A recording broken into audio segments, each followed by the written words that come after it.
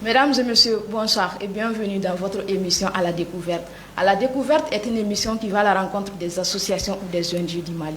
Pour suivre cette émission, abonnez-vous sur notre page Facebook, YouTube et sur notre site d'internet www.actuelmedia.net. Aujourd'hui, nous recevons sur notre plateau M. Mohamed Abdel El Khalid, qui est le président fondateur du RADEM. Avec lui, nous allons parler de leur association et également le président lui-même. Monsieur le Président, bonsoir. Bonsoir, madame.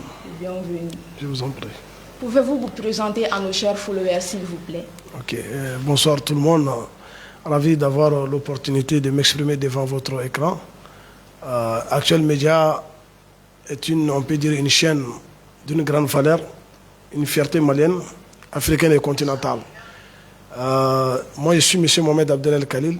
Je suis philosophe, sociologue. Je suis également spécialiste des questions d'insécurité sociale et sécurité du Sahel. Et je suis membre de plusieurs associations. Et je suis le promoteur du forum pour l'appel l'instabilité sociale et la sécurité au Sahel, qui aura sa deuxième édition dans les jours à venir. Et je suis également le président du réseau d'assistance et de déradicalisation au Mali. Merci. Monsieur Mohamed, oui. Vous êtes le président fondateur du RADEM. Oui. Pouvez-vous nous dire, c'est quoi le RADEM? Voilà, le RADEM est un réseau d'assistance. Nous empêchons les femmes et les jeunes à se jeter au moins des groupes terroristes, à se jeter à l'extrême violent, à s'adonner à l'extrême violent religieux également, à les empêchant à être des vrais terroristes et des vrais extrémistes, à être uniquement des bons citoyens, c'est-à-dire en nous luttons contre la radicalisation en fait. La radicalisation sous plusieurs formes. D'accord.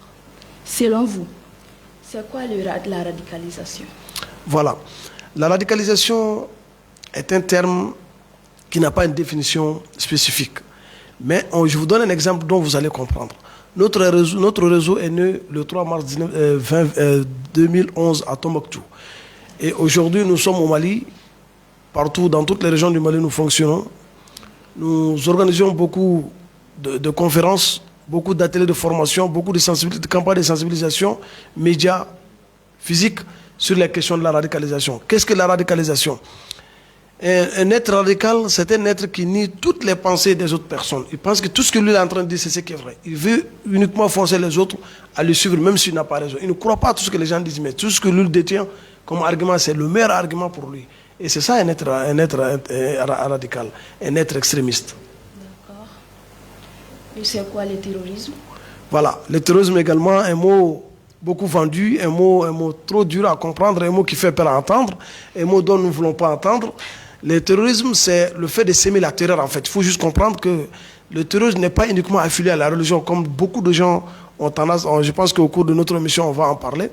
Le terrorisme n'est pas uniquement islamique ou religieuse.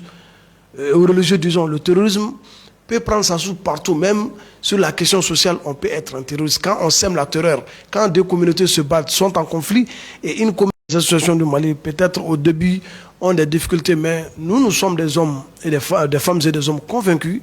Nous croyons à ce que nous possédons comme compétences personnelles et compétences collectives, et nous savons que nous pouvons faire quelque chose, nous pouvons apporter quelque chose à notre pays parce que nous devons au Mali. Le Mali nous a aidés à être éduqués, le Mali nous a aidés à avoir des bourses pour aller à l'extérieur, le Mali nous a aidés à être tel que nous sommes aujourd'hui.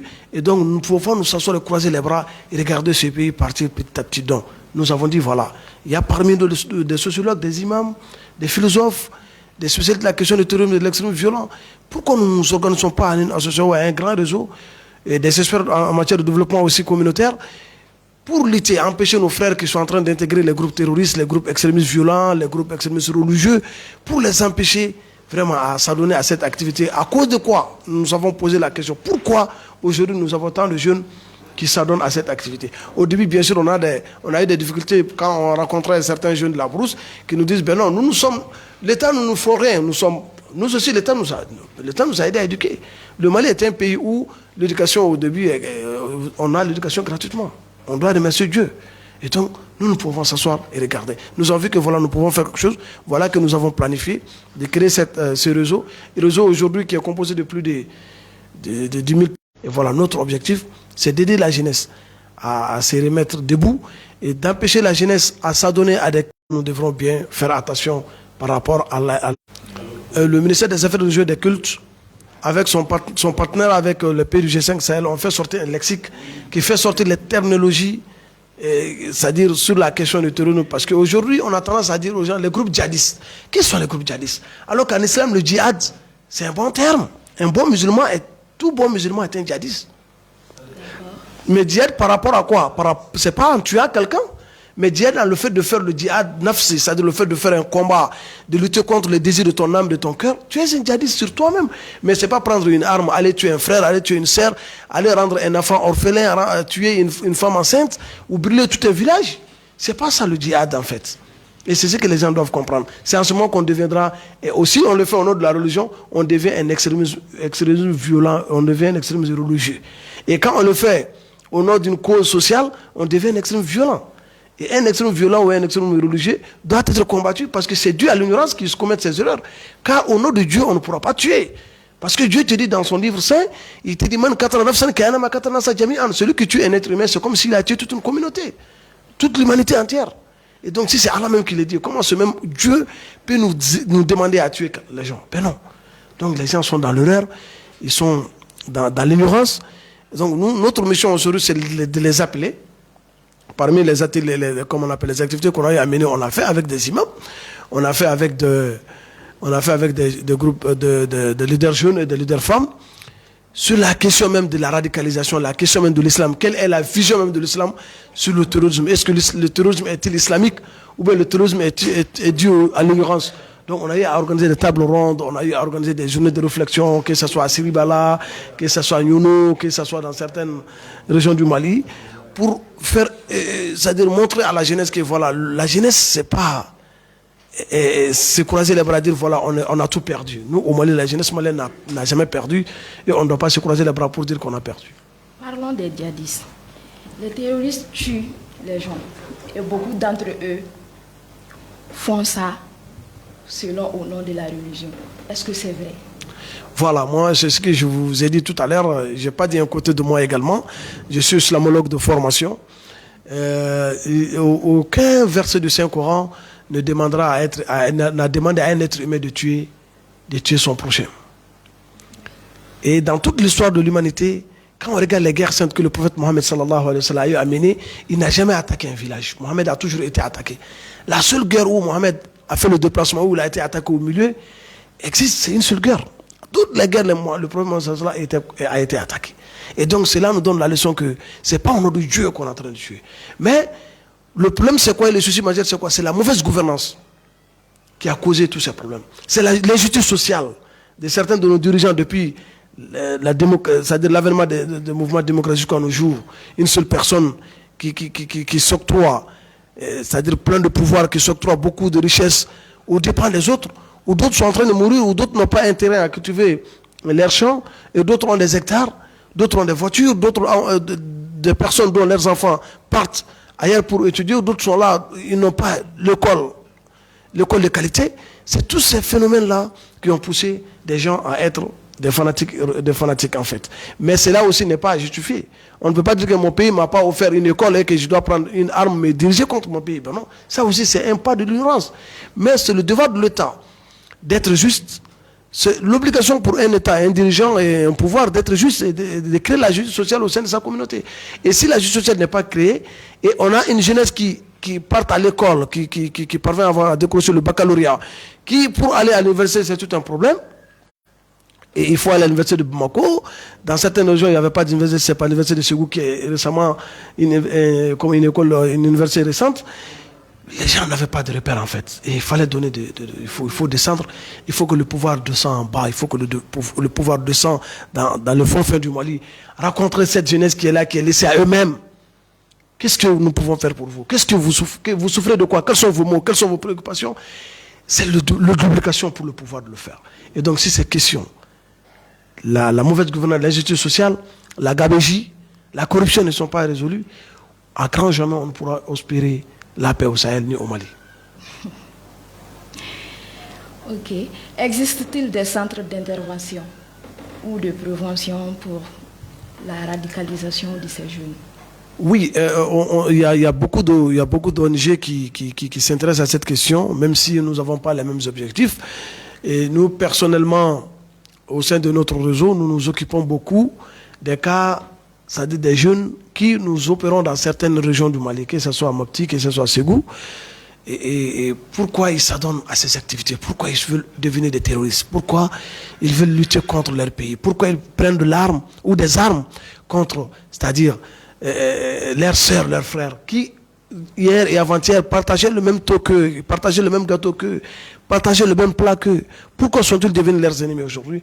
Donc, nous nous occupons de ces jeunes en les appelant autour d'une conférence de presse, en faisant des tables rondes avec eux, en menant des causeries débats avec eux, en menant une journée de réflexion par rapport à, comme on appelle, au diagnostic de la situation de leur pays. Tout récemment, on l'a fait à Siribala avec toutes les associations de Siribala, en partenariat avec l'AMGEM.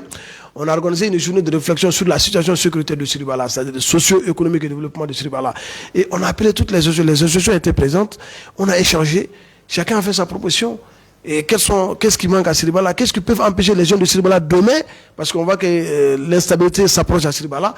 Et qu'est-ce qu'on peut proposer qui empêchera ces jeunes-là à prendre des armes, à se diriger contre le pouvoir local? Et donc voilà, on a eu des rapports là-dessus, on est en train de travailler là-dessus.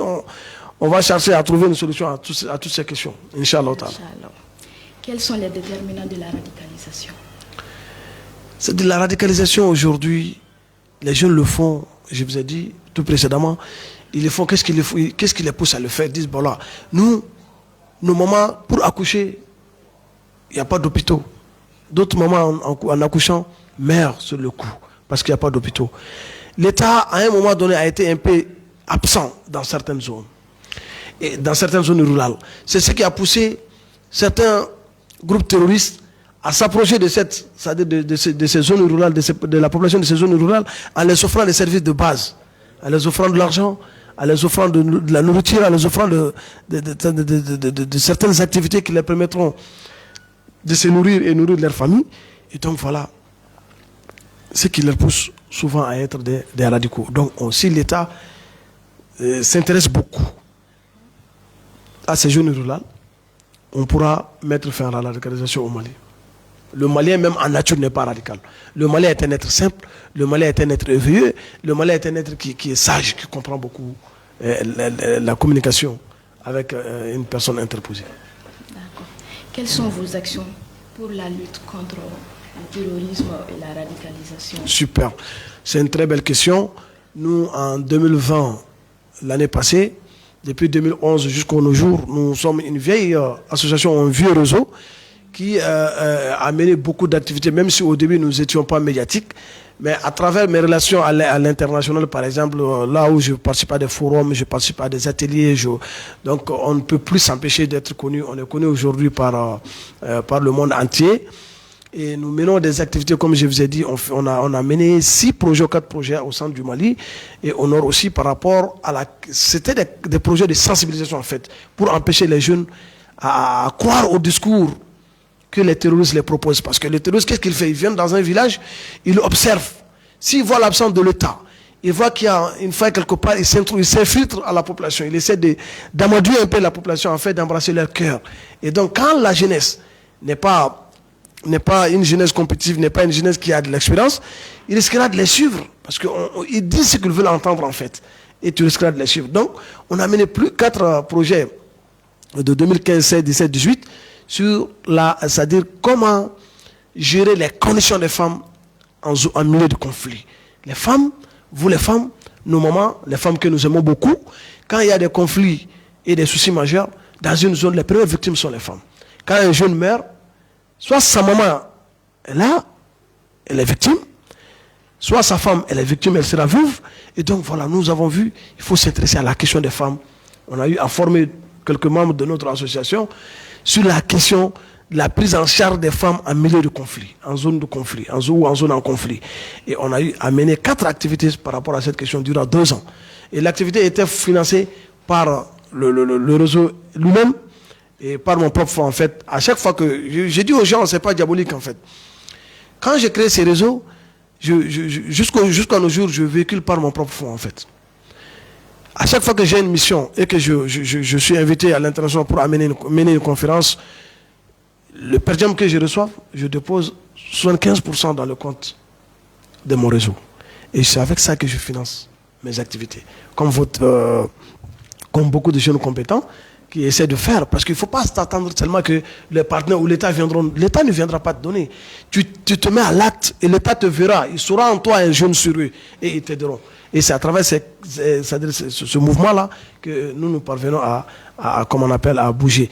Mais pour l'année 2021, tout récemment, on a eu un partenariat avec l'Université virtuelle du Mali, de Amadou Diawara, il va nous aider à organiser mon premier symposium parce qu'à cause du Covid, ce ne sera plus un forum physique, ça sera un symposium sur l'insécurité, la paix et la stabilité sociale au Sahel, qui invitera plusieurs personnalités dans le monde entier en visioconférence. Durant 3 jours, ou 4 jours, nous allons échanger sur la problématique du Sahel. Est-ce que la réponse aux crises ou aux conflits sahéliens, et cette réponse est-elle endogène ou exogène? Est-ce qu'on doit chercher des réponses à l'extérieur, ou bien est-ce que c'est le peuple du Sahel seulement qui doit se réunir pour donner une réponse à cette question? Toutes ces questions, l'implication des femmes pour la gestion de la crise au Mali et au Sahel, l'implication des journalistes et des médias. Est-ce que vous voyez, dans la crise du Sahel, quelles peuvent être l'implication? Qu'est-ce que les médias peuvent donner pour mettre fin à ce conflit? Donc voilà, ce symposium s'intéressera à cette question. Et on s'intéressera également à la question de la jeunesse. Parce qu'aujourd'hui, la jeunesse est la première victime après les femmes. Nous sommes victimes parce que beaucoup de gens ne parviennent plus à aller à l'école à cause de l'insécurité. Et donc, nous, est-ce que nous devons croiser nos bras ou nous devons se battre? Voilà un peu les différents projets que nous avons. Nous avons aussi un projet sur l'implication des femmes dans la sensibilisation. Parce qu'aujourd'hui, nous avons compris qu'au Mali, les femmes sont beaucoup écoutées. Quand il y a une crise, quand les femmes parlent, les gens écoutent les femmes. Le Malien obéit sa maman. La femme, ou les femmes sont nos mamans. On les obéit beaucoup, il faut les obéir. Donc, on veut impliquer les femmes dans nos différentes campagnes de sensibilisation que nous allons mener en mois de mars, avril et juin. C'est-à-dire sur la question du terrorisme, l'instabilité sociale, sécuritaire et les élections présidentielles. C'est-à-dire comment les femmes peuvent réfléchir les cœurs des populations, pousser les jeunes à aller voter, pousser les femmes à aller voter dans la paix. Donc seules les femmes peuvent le faire et les jeunes. Donc on veut vous impliquer dans cette question. On a déjà le projet en question et le financement est déjà acquis, il n'y a aucun problème et on le fera si Allah subhanahu wa ta'ala le veut bien. D'accord, dans cette année même. L'année 2021. Inch'Allah. Quel est l'objectif de la création de votre ONG? Voilà, comme je vous ai dit tantôt au début, nous sommes des citoyens maliens, comme tous les autres fils du Mali. Nous sommes fiers du Mali, nous sommes fiers d'être maliens et nous ne voulons pas être des ingrats. Ingrats comment? Ce n'est pas parce que l'État malien nous donne l'opportunité d'étudier au Mali, dans ses écoles, sur ses bancs, avec ses craies. Et aujourd'hui, les enseignants ont été payés pour nous enseigner. Aujourd'hui, nous, on a une petite connaissance. Et cette connaissance et cette relation, nous avons vu que c'est nécessaire de le mettre au profit du développement socio-économique, culturel et politique de notre pays. Et donc c'est à la suite de cela que nous avons créé ce réseau. Moi je préfère appeler réseau parce que nous avons des partenariats avec beaucoup de pays de la sous-région, des experts de la question du terrorisme et de l'extrémisme violent qui nous aident sur le plan thématique en fait, c'est-à-dire sur le plan technique, ils nous aident, c'est-à-dire ils nous offrent des formations sur les différents modules de la question de la radicalisation, de l'extrémisme violent. Nous sommes reconnus aussi par le ministère des Affaires religieuses et des Cultes par rapport à la question de la radicalisation. Et j'ai eu la chance d'avoir un lot du lexique que le ministre des Affaires religieuses et des Cultes a remis aux différentes associations sur la question de la radicalisation pour divulguer, c'est-à-dire l'information, pour que les gens sachent quelles sont les technologies qu'on doit employer. Est-ce que terroriste, ça veut dire qui est-ce qui est terroriste? Est-ce que c'est le musulman qui est terroriste? Est-ce qu'un terroriste bandit est-il un djihadiste? Donc le lexique nous parle de toutes ces questions dans différentes langues. Et donc nous avons eu la chance, le RADEM a eu la chance d'avoir un lot et on est là-dessus. On est en train d'organiser aussi le mois de février, du 2 au 4, nous allons organiser une journée de réflexion sur la dissémination comme on appelle, du contenu de ces lexiques. Par contre, est-ce que vous pouvez vraiment... Vous pouvez réellement lutter contre ce phénomène? La question du terrorisme, aucun pays seul ne peut lutter contre l'extrémisme violent ou la radicalisation. Ou la radicalisation. Aujourd'hui, nous devons comprendre que la question de la radicalisation ou de l'extrémisme violent ou du terrorisme est devenue une question mondiale. Et moi, je me souviens beaucoup. Pourquoi je me suis fait le choix de faire des études de sûreté en matière de terrorisme. Quand j'étais à l'époque à l'université de Nouakchott, mon professeur d'anthropologie me disait à chaque fois que le Sahel sera le noyau, la préoccupation du monde, vu sa question démographique. Et aujourd'hui, nous savons que le Mali traverse une crise multidimensionnelle. Ce n'est pas une crise uniquement sécuritaire, c'est politique, c'est social, c'est culturel, on a des soucis partout. Et je me suis fait le choix, j'ai dit, bon voilà, si tel est le cas, moi je ferai des études en matière de sécurité et surtout sur le Sahel. Et j'ai cherché à faire des connaissances sur les pays du Sahel, les relations diplomatiques entre les différents pays du Sahel. Et donc, dire qu'un pays seul peut lutter contre le terrorisme au Sahel est faux. C'est cet appel que je lance à toutes les autorités des pays du G5 Sahel de se donner la main, comme j'ai eu la chance avec l'Université virtuelle du Mali à amener une visioconférence sur la question du G5 Sahel. Quelle solution pour la stabilité du Sahel? Et j'ai toujours appelé, il faut appeler les autorités du pays du G5 Sahel de laisser la concurrence, c'est-à-dire de se donner la main, de former un front commun contre ce banditisme, c'est-à-dire ce banditisme grandissant qui est au Sahel, qui est en train de rendre des femmes veuves, qui est en train de pousser les jeunes à fuir leur pays, qui est en train de pousser les jeunes à mourir de jour en jour, de voir des femmes, comme on appelle, de quitter leur village. Ils ne veulent pas quitter ces villages, ils sont nés dans ces villages il y a plus de 30 ans, 20 ans. Comment quitter ce village pour aller où? Moi, j'ai quitté, aujourd'hui même, je viens de rentrer à Bamako, je n'étais pas là, j'étais à l'intérieur, j'ai vu des écoles remplies de réfugiés, c'est-à-dire qui ont quitté leur zone pour une zone. Et comment on va ouvrir ces écoles-là en ce temps? Et que ce soit à Dogofri, que ce soit à Djabali, que ce soit à Sokolo, on a vu partout. Et donc voilà, il faut résoudre cette question de terrorisme, mais il faut que les gens se donnent la question. Et le dernier appel que je lance, c'est l'appel que je lance à l'endroit de toutes les structures qui s'occupent de la question de l'extrémisme violent, de la radicalisation, du terrorisme, de se donner la main de forme. En général, tu trouveras qu'on traite presque les mêmes questions. Mais quand on se donne la main, on va traiter réellement la question. Est-ce que vous voyez, je lance un appel pour un front commun pour la lutte contre le terrorisme et l'extrémisme violent au Mali. Ok. Quelles sont vos missions? Voilà, les missions, comme on a dit, c'est une autre question. Je vois une intelligence qui m'adresse des questions à chaque fois, et qui sont des questions très pertinentes qui me poussent à aller au fond des activités que nous n'avons pas encore divulguées pour l'année 2021. Je tiens à rappeler que l'année 2020, nous avons un budget de 12 600 000. Est-ce que vous voyez? Et pour nos missions, on a plusieurs missions. On veut rendre les femmes, on veut tranquilliser le cœur des femmes. On ne veut pas que les femmes soient des veuves. On ne veut pas que les femmes meurent. On ne veut pas que les jeunes fuient. On ne veut pas que les jeunes s'enrôlent dans les groupes terroristes et l'extrême violence. Est-ce que vous voyez? Donc voilà un peu nos différentes missions. Sinon, on a plusieurs missions. D'accord. Vous nous avez parlé de vos projets 2021. Bénéficiez-vous des coups de main de l'État? C'est ce que j'ai dit. L'État malien ne nous a jamais financé. Comme il faut le dire, moi personnellement, j'ai dit, je finance mon réseau. Je finance mon réseau. Et à travers, comme on appelle, mes partenaires techniques. J'ai dit techniques, ce ne sont pas des partenaires financiers. Des partenaires techniques qui nous donnent l'opportunité de se former sur la question de notre centre d'intérêt, la question du terrorisme, la question de l'extrême violence. Est-ce que vous voyez? Sinon, on n'a jamais reçu de financement de l'État malien par rapport à cette question.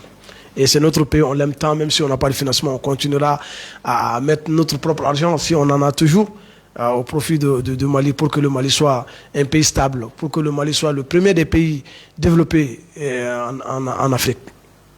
Ok. Quelles sont vos cibles? Voilà, bien, une très belle question. Et celui qui nous a écouté directement a déjà vu nos cibles. Nos premières cibles sont les femmes d'abord et les jeunes. Parce que quand il y a une crise, toujours, ce sont les femmes qui sont les premières victimes et les jeunes. Donc nos cibles sont les femmes et les jeunes. Et également les jeunes déscolarisés. Les mendiants qui sont dans la rue. Parce que beaucoup de gens n'attirent pas l'attention. Moi, j'ai trop honte le matin quand je me rends au bureau et que je vois des jeunes frères, des jeunes de nos mamans, de nos soeurs, de nos frères qui sont aux alentours des feux de stop, en commandant des 10 francs, des 6 francs, et qui n'ont pas un avenir sûr. Seul Dieu donne un avenir rassuré. Mais si je dis qu'ils n'ont pas, même s'ils ont droit à l'école coranique, c'est bien. L'école coranique, c'est bien, mais quel débouché ça te donnera? Est-ce que quand tu fais seulement l'école coranique, est-ce que l'État a mis sur place un système éducatif qui permettra aux élèves de l'école coranique vraiment de s'auto-former dans d'autres disciplines, en fait, de ne pas être des futurs mandias ou des futurs bandits? Cette question-là, les mandias que nous voyons dans la rue, ils risqueront d'être des futurs bandits. Ils risqueront d'être des futurs Amadou Koufa qui risqueront de s'attaquer au peuple malien. Donc il faut trouver une solution à ces gens. Il faut trouver une solution à ces gens. Doit soit les intégrer sur c'est-à-dire la vie socio-professionnelle. Et c'est très important. Il ne faut pas que ce soit médiatique, on va le faire, on a fait. Non, on fait du concret, on fait du concret. Et je dis toujours aux jeunes Maliens de ne pas attendre l'État. Tous les journalistes nous demandent, est-ce que l'État vous finance? Est-ce que on n'est pas financé ni par un parti politique, ni par l'État malien. Nous croyons en nous-mêmes, il y a des fonctionnaires, pas des cadres. Chacun d'entre nous donne son petit franc CFA et on mène nos activités. Et comme on a toujours un repère partout, quand nous voyons votre promoteur Raskébé, on sait comment il est venu, il s'est battu. Donc quand tu te bats, tu y parviendras. D'accord. Vous avez dit que depuis 2011, vous existez. Oui. Jusqu'à maintenant. Oui. Parlez-nous un peu de votre existence. Voilà. Nous avons dû, au début de 2011, les Maliens, beaucoup de Maliens, je dirais bien, ne connaissaient pas, comme on appelle, la radicalisation, ou le djihad, ou l'extrême violent, ou le terrorisme en réalité, mais qui ne comprenaient pas beaucoup qu'est-ce qu'il fallait. On a eu des petits soucis quand on se rendait dans certains villages pour faire des causeries débats avec les jeunes sur les méfaits de l'extrême violent. Seule la crise religieuse peut détruire un État. Seule la crise ethnique peut détruire un État. Et donc nous avons vu que si on ne parvient pas à tisser, à pousser les jeunes à se consolider sur la question de la cohésion sociale, on risquera d'arriver à un point où nous ne voulons pas y arriver. Donc voilà, on a eu des difficultés bien sûr. Et aujourd'hui, nous remercions Dieu parce que les gens savent que nous faisons du sérieux. Quand nous écoutons sur les médias, dans les différentes radios, tout ce que nous disons, si les gens ne nous écoutent pas, 2 jours, 6 jours, une semaine après, ils disent, bah, vous avez dit ceci, ça a été réalisé. Nous ne sommes pas des dieux, nous sommes des êtres humains, mais nous observons et nous croyons à ce que nous faisons. Et nous aimons ce que nous faisons. Et nous savons faire ce que nous sommes en train de faire. D'accord. Monsieur Mohamed, on est presque arrivé à la fin de notre émission. Ok. Votre fin de mot. Et je ne peux que remercier mon cher frère et un homme que j'admire beaucoup, et que je pense beaucoup à lui, même s'il n'est pas avec moi, Raskébé. Il est une fierté aujourd'hui pour l'Afrique. Il faut le dire, il ne faut pas être des égoïstes. La façon dont il s'est levé et créé ce média, c'est déjà une fierté. Et quand nous sommes à l'extérieur, on demande vraiment, on parle de l'actuel média. Nous sommes fiers parce que nous sommes Maliens, ça nous fait du bien. Et je ne fais que de remercier et vous remercier vous aussi. Et vous êtes à votre début et qu'Allah vous donne la chance d'être un journaliste professionnel, dépasser les frontières. Et qu'Allah nous donne aussi la force d'arriver au bout de notre combat. Inch'Allah ta'ala. Merci beaucoup. Ainsi prend fin notre émission. Je remercie la direction et toute l'équipe d'Actuel Média. Vous êtes une ONG ou une association et vous voulez participer à notre émission. Merci de nous contacter au numéro qui s'affiche. Merci de votre fidélité et on se dit à la prochaine. Au revoir.